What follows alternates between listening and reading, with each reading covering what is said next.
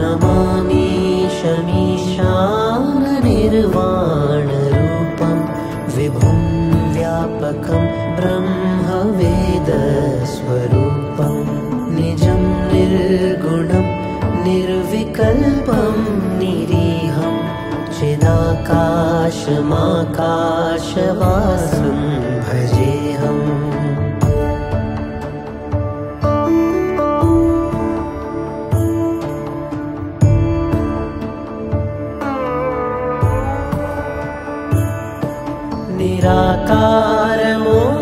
निराकारमोङ्कारमूलं तुरीयं गिराज्ञानगोतीतमीशं गिरीशं करालं महाकारकालं कृपालं गुणागारसंसारपारं नतोऽहं तुषाराद्रिसङ्काशगौरं गभीरं मनोभूतकोटिप्रभाश्री शरीरं स्फुरन्मौलिकल्लोलिनी चारुगङ्गा लसद्भालबालेन्दुकण्ठे भुजङ्गा।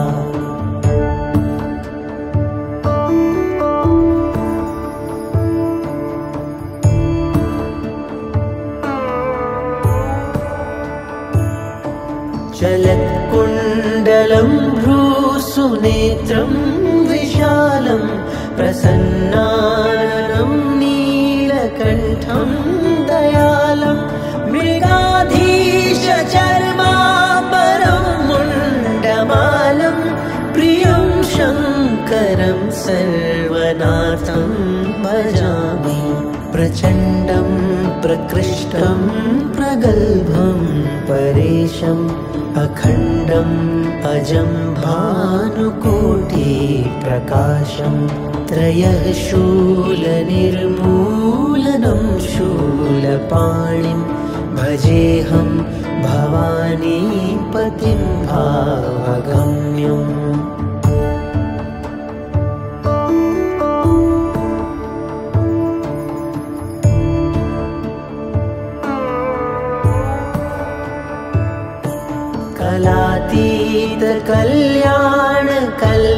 कलातीतकल्याणकल्पान्तकारी सदा सज्जनानन्ददाता पुरारी चिदानन्दसन्दोहमोहापहारी प्रसीद प्रसीद प्रभो मन्मथारी। न यावत् उमानाथपादारविन्दं भजन्ति लोके परे वा नराणां न तावत् सुखं शान्तिसन्तापनाशं प्रसीद प्रभो सर्वभूताधिवासम्।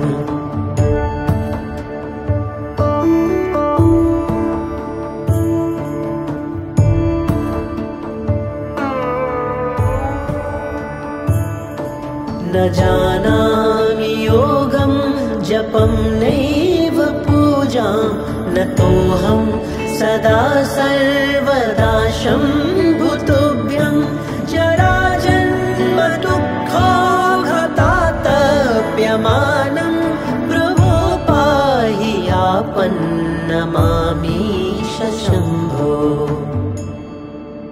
रुद्राष्टकमिदं प्रोक्तं विप्रेण हर्तोषये ये पठन्ति नरा भक्त्या तेषां शम्भो प्रसीदति।